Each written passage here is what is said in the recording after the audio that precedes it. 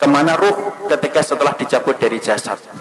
Maka kalau kita membaca dalam satu riwayat dari Bara' bin Azib, kita akan menjumpai ruh itu kalau dicabut dari jasad, maka kita harus paham, malaikat itu Pak, kalau akan mendapati orang itu meninggal dunia, maka para malaikat itu akan datang serombongan. Kemudian dalam satu riwayat hadis, Rasulullah itu berkata ketika beliau itu bersandar ke tongkat, maka beliau mengatakan istaidu min adzabil qabr, berlindunglah kalian dari azab kubur. Diulang-ulang oleh Nabi sampai 3 kali. Kemudian Nabi mengatakan idza kana al-mu'min fi inqita'i minad dunya wa iqbalu minal akhirah. Seorang mukmin itu kalau akan meninggalkan dunia dan datang dalam urusan akhirat, nazala ilaihi malaikatun minal malaikah. Maka akan datang serombongan para malaikat-malaikat. Kalau yang didatangi itu adalah orang yang beriman, yang datang malaikatur rahmah bersama dengan malaikat maut. Malaikat yang mencabut nyawa, penamaan yang benar bukan malaikat Israel, tapi penamaan yang benar itu malaikat maut. Dia datang serombongan bersama dengan malaikatur rahmah. Para malaikat kemudian di mana? Fajalasu inda mudil basar. Para malaikat itu duduk sejauh mata orang itu ketika memandang. Makanya orang kan kadang-kadang kalau mau meninggal dunia begini. Itu bukan melihat tatapan kosong, tetapi dia melihat sesuatu yang tidak pernah dia jumpai seumur hidupnya. Mana malaikat itu kalau yang akan dicabut adalah orang yang beriman, malaikat itu akan membawa 2 barang. 1, kafanun min akfanil jannah, kain kafan dari surga. 2, hanutun min khunutil miski, dan yang kedua itu akan membawa minyak wangi yang diambil dari surga. Setelah kemudian duduk sejauh mata memandang, yang akan datang, yang turun 1, malaikat maut di atas kepalanya. Setelah dicabut semuanya sempurna, malaikat maut selesai tugasnya. Kemudian diserahkan kepada malaikatur rahmah. Kalau dia orang yang beriman, dibalut sama kemudian kain kafan yang diambilkan dari surga, diberikan minyak wangi dari surga. Itu loh Pak, masalah pakaian itu saking pentingnya, ruh itu aja masih dikasih pakaian. Makanya orang kalau sampai ngeremehin aurat itu kebangetan, karena ruh saja ditutupin itu. Kemudian bagaimana dengan kain kafan yang diambil dari surga, ditutup dengan kain kafan dari surga, lalu kemudian dibawa ke langit yang pertama. Setelah dibawa ke langit yang pertama, Rasulullah mengatakan fastaftahu lahumul bab. Mereka meminta supaya dibukakan pintu langit yang pertama. Pintu langit yang pertama terbuka. Kemudian mereka memasuki pintu langit yang pertama. Karena sesungguhnya langit itu ada 7 lapis. 1, 2, 3, 4, 5, 6, 7. Satu lapis dengan lapis berikutnya sejarak 500 tahun perjalanan. Lapis yang kedua dengan lapis yang ketiga 500 tahun perjalanan. Atasnya Pak ada pohon bidara Pak, makanya dinamakan Sidratul Muntaha. Sidrah itu bidara, Muntaha itu puncaknya langit. Di atas langit yang ketujuh ada lautan. Dari dasarnya sampai permukaannya 500 tahun perjalanan. Di atasnya tempat yang begitu besar. Itulah nanti kemudian yang menjadi salah satu tempat arasy-Nya Allah. Maka naik itu melewati langit yang pertama. Seluruh para malaikat gemuruh Pak, cuma kita tidak mendengar. Kita tidak pernah mendengar itu, makanya dijadikan, kenapa pendengaran kita terbatas? Kalau dijadikan pendengaran kita sensitif, malah tidak bisa tidur. Karena tiap hari kita akan mendengar omongan para malaikat, dan kita akan mendengar omongan orang ketika mati, dan apa yang disampaikan oleh para malaikat di atas langit. Dijadikan pendengaran kita terbatas karena ada banyak hikmah. Melewati langit yang pertama bergumuruh para malaikat yang kemudian berkata, Maniruh hadat tayyib. Ini pemilik ruh yang baik, ini miliknya siapa? Hadza fulan bin fulanan. Ini disebutkan namanya yang terbaik yang dia pernah miliki ketika di dunia. Seluruh malaikat menyambutnya. Naik ke langit yang kedua, minta dibukakan pintu langit yang kedua, dibukakan.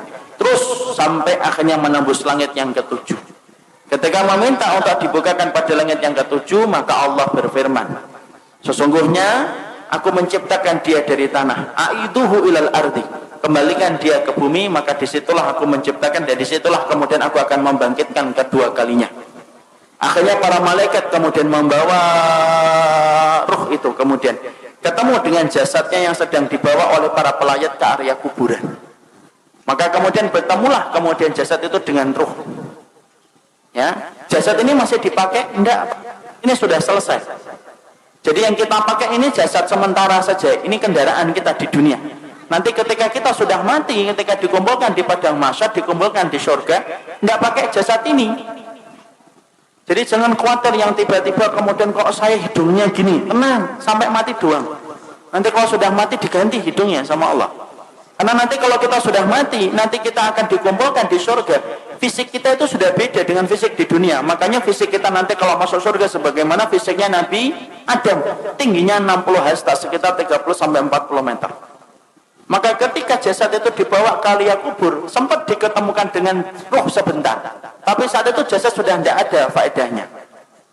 Kemudian ketika sudah ketemu kembali di area kuburnya, dia sempat mendengar suara terompah terakhir pelayat ketika keluar dari kuburan.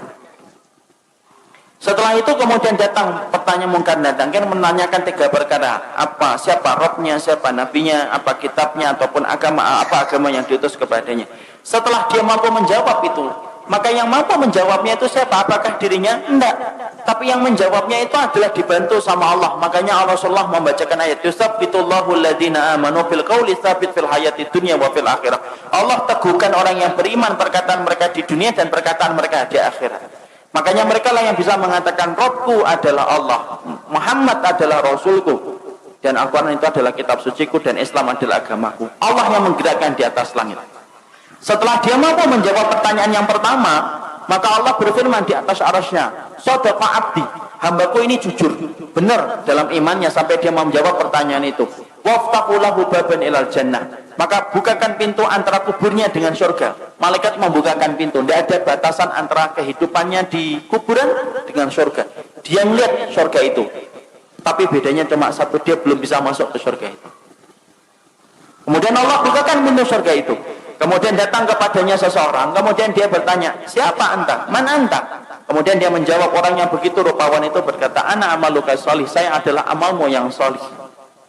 Ini sholatmu, ini puasamu, ini sedekahmu, ini ridhomu, ini takdirmu. Maka ini adalah keikhlasanmu, ini infakmu. Maka saya akan menemani kamu sampai nanti hari kiamat. Saking senangnya, ruh itu kemudian berteriak, teriakannya apa? Ya Rabb, aqimis sa'ah hatta arji ila ahli. Ya Rabbku, tegakkanlah hari kiamat supaya aku ketemu cepat dengan keluargaku. Masya Allah. Jadi memori tentang keluarga itu tidak pernah hilang. Sampai orang ketika di kuburan pertama kali, tidak ada yang dia lupakan kecuali adalah masalah dia bersama keluarga. Nah, disitulah kita paham. Kemudian pertanyaan kita, ruh itu ditempatkan di mana, Ustaz? Ruh itu ditempatkan oleh Allah berdasarkan perkataan yang disampaikan oleh Imam Ibnu Qayyim itu macam-macam. Ada ruh yang ditempatkan di dalam kubur mendapatkan kenikmatan. Ada ruh yang ditempatkan yaitu di tempat-tempat yang berbeda. Ada ruh antara langit dan bumi. Ruhnya siapa? Orang yang punya hutang ketika dia tidak membayarkan hutang itu sampai dia meninggal dunia. Ada ruh yang kemudian ditempatkan di tanur. Tanur itu tempat kayak periuk, masuknya kecil, keluarnya besar. Dalamnya itu ke bawahnya besar. Untuk siapa tanur itu? Tempat bagi ruh mereka yang dulunya ketika di dunia berzina dan tidak bertobat sampai mati, dibakar oleh Allah selamanya sampai nanti hari kiamat itu datang. Dan mereka berusaha keluar tetapi tidak bisa keluar. Imam Ibnu Qayyim menjelaskan itu tempat bagi para pezina yang tidak bertobat sampai dia mati. Ada kemudian ruh yang ditempatkan di sungai darah. Setiap waktu kemudian dia melipir ke pinggir, kemudian dilempari batu, kemudian dia melipir lagi dilempari batu. Siapa itu? Pemakan riba yang tidak meninggalkan ribanya. Disitulah kita mendapati ruh itu akan ditempatkan oleh Allah berdasarkan amal-amal yang mereka lakukan. Ada enggak ruh bergentayangan? Tidak ada bergentayangan. Kayak kurang kerjaan aja bergentayangan. Karena sesungguhnya ruh itu miliknya Allah dan Allah yang menggenggamnya. Nah ini ada rumah habis mati bunuh diri, malamnya kelihatan orangnya nangis-nangis, Ustaz, itu setan. Ruh itu tidak mungkin balik, Pak. Kenapa ruh tidak mungkin balik? Karena ruh itu tempatnya di alam barzah. Dan barzah itu kenapa disebut dengan barzah? Tembok tebal yang tidak bisa ditembus itu namanya barzah. Nah kalau ruh itu masih bisa seliweran dalam kehidupan dunia, penamaan barzah itu batal demi hukum. Karena kemudian masih bisa ditembus, makanya tidak bisa balik.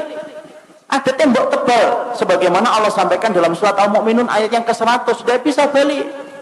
Apalagi sampai kemudian balik, ngeliatin anaknya, rumahnya. Ya kalau rumahnya nggak dijual, kalau rumahnya dijual kan jadinya sedih. Loh, kok sudah ganti orang ya? Karena nggak ada yang bisa balik, Pak. Makanya ruh itu semuanya ditempatkan oleh Allah berdasarkan amalan-amalan mereka, dan tidak ada ruh yang bergentayangan.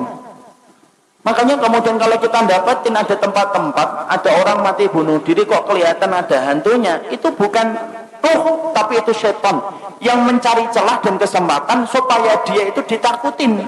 Kenapa setan itu senang untuk menakuti manusia? Karena setan tahu syirik itu mulainya pertama kali ketika takut.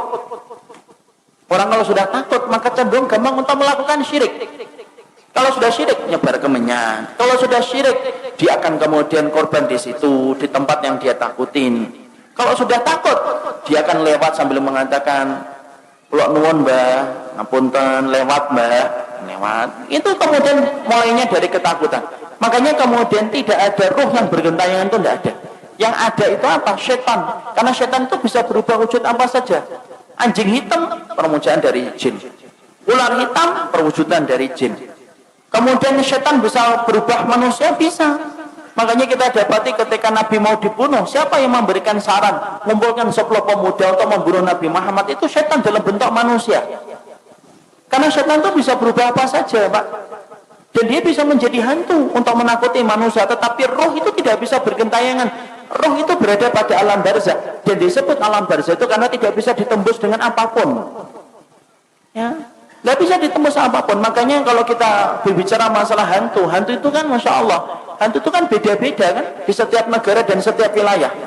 Kalau di Amerika, hantu itu apa? Hantu itu keren, pakai jas, kemudian giginya runcing, sukanya gigit leher, enak itu. Itulah yang disebut dengan Dracula. Itu hantu Amerika. Kalau Cina beda lagi, hantunya lompat-lompat gitu. Kalau kemudian ada warna kuning berhenti dia, itu hantu Cina. Kalau Indonesia itu yang paling ini, Indonesia apa? Ngesot gitu ya. Itu Indonesia, Masya Allah, ini produk karena penjajahan Belanda. Sampai bayangin hantu itu nyana longsong gitu loh. Yang paling keren itu ya Amerika, pakai jas, giginya runcing, takut sama matahari. Kenapa kok manusia itu ketika bayangin hantu itu beda-beda? Karena memang hantu itu hasil dari kemudian bayangan kita sendiri. Ketika setan itu kemudian menakuti kita supaya kita melakukan kesyirikan ketika sudah takut. Makanya tidak ada yang namanya roh itu bergentayangan, itu tidak ada, Pak. Kata Imam Ibnu Qayyim, roh itu ditempatkan oleh Allah berdasarkan dengan amalnya. Ada roh yang ditempatkan di dalam tembolok burung hijau. Rohnya siapa? Orang yang mati syahid ditaruh dalam tembolok burung hijau, kemudian rumahnya di bawah arsy. Arsy-nya Allah, mereka tinggal bergantung itu. Kemudian mereka masuk surga di waktu pagi, kemudian pulangnya di waktu sore. Tidurnya di bawah arsy-nya Allah. Ada orang solih ditempatkan di dalam tembolok burung tapi bukan hijau. Dia masuk surga tetapi kemudian dia tidak bisa menikmati sebagaimana para syuhada. Ada roh yang ditempatkan ila rafiqil a'la. Makanya Nabi ditanya, ya Rasulullah, oleh Aisyah, ya Rasulullah, apakah engkau akan meninggalkan kami? Kemudian Nabi menjawab, ila rafiqil a'la, menuju kepada tempat kumpulan teman-temanku yang solih. Itu menunjukkan apa? Roh itu ada tempatnya sendiri. Makanya kalau kita bertanya, apakah roh itu bisa ketemu dengan roh-roh orang lain? Imam Ibnu Katsir menjawab, iya, roh itu bisa bertemu, Pak, selama mereka sama-sama mendapatkan kenikmatan. Tapi bertemunya mereka tidak ada kaitannya dengan kehidupan di dunia. Makanya kemudian Imam Ibnu Katsir itu mengatakan, innal arwah muqassamatun ila qismain. Roh itu terbagi menjadi dua. Ada roh yang mendapatkan kenikmatan, ada roh yang mendapatkan azab. Roh yang mendapatkan kenikmatan, mereka kumpul. Sebagaimana Nabi mengatakan, ila rafiqil a'la. Beliau ingin ketemu dengan rohnya Nabi Musa, rohnya Nabi Ibrahim, rohnya Nabi Nuh, rohnya Nabi Adam. Itu yang dipilih oleh Nabi ketika beliau sebelum meninggalnya dan wafatnya. Beliau mengatakan apa? Ila rafiqil a'la. Makanya Nabi detik-detik ketika sebelum meninggal, beliau melihat ke langit, kemudian beliau mengatakan ila rafiqil a'la, tangan beliau jatuh, kemudian kepala beliau bergeser. Akhirnya beliau meninggal dunia. Berarti roh itu kumpul enggak dengan roh yang lainnya? Roh itu kumpul dengan yang lainnya selama mereka sama-sama beriman. Kecuali roh yang mendapatkan adab. Innal arwah mu'adzabah la tatakian. Sesungguhnya kalau roh yang mendapatkan adab, mereka tidak ketemu. Tapi roh yang kemudian mendapatkan kenikmatan, mereka saling ketemu. Mereka saling ketemu. Dan mereka saling bertanya. Makanya Imam Ibnu Katsir sampai berkata, roh itu kalau kemudian ada yang meninggal, kemudian roh ini orang yang beriman ketemu dengan saudara-saudara mereka yang sebelumnya sudah meninggal, mereka saling bertanya, gimana kabar keluargaku? Apa yang terjadi? Itu anakku sudah punya anak ataukah belum? Dia akan nanya kepada roh yang baru balik ketika sama-sama mendapatkan kenikmatan. Jadi contoh paling kasusnya Pak, ini saya kaji cukup panjang bersama dengan riwayat-riwayat yang saya peroleh dari Imam dalam riwayatnya Imam Qurtubi. Saya ini misalkan dalam rumah saya, ibu saya meninggal 4 tahun yang lalu. Ibu saya meninggal 4 tahun yang lalu. Kemudian ada itu keponakan beliau itu meninggal 2 bulan yang lalu. Ini kalau sama-sama beriman, sebagaimana keyakinan dari Ahlussunnah, Imam Qurtubi, Imam Ibnu Qayyim, itu ibu saya, insya Allah kalau beliau mendapatkan kenikmatan di alam kubur, akan ketemu dengan keponakannya, sepupunya. Dan ketika mereka ketemu, mereka saling bertanya, gimana kabarnya Fulan? Gimana kabarnya Fulan? Fulan gimana? Bagaimana desa di sana sekarang? Kenapa mereka bertanya tentang keadaan keluarganya dan keadaan kampungnya? Karena mereka sudah terputus kabarnya dari kehidupan di dunia. Makanya inilah yang menjadikan kita akan memahami. Ternyata roh itu, dia itu ada yang mendapatkan kenikmatan, dan di antara kenikmatan itu akan dipertemukan dengan roh-roh yang beriman. Sebagaimana kita nanti dalam di urusan akhiratnya di surga, kita akan dipertemukan dengan teman-teman kita yang dulu menemani kita dalam kebaikan ketika berada di surga. Sama, roh pun sama, Pak. Jadi di sini kita paham tidak ada roh bergentayangan. Tapi roh itu mereka akan mendapatkan tempat yang disebut dengan tempat barzah. Disebut tempat itu barzah karena tidak bisa ditembus dengan apapun. Dan roh yang mendapatkan kenikmatan saling bertemu dengan roh-roh orang yang beriman yang juga mendapatkan kenikmatan. Jadi misalkan di sini di Tangmangu ini, kalau ada yang sudah meninggal gitu.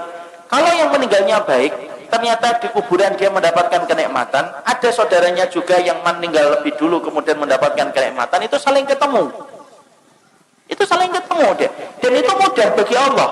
Makanya Imam Ibnu Katsir itu menyampaikan itu mudah bagi Allah karena itu merupakan bagian dari kenikmatan yang Allah berikan sebelum mereka menunggu urusan akhirat ketika kiamat ditegakkan oleh Allah. Nah itulah yang menjadikan akhirnya Masya Allah ya sedemikian masalah roh itu.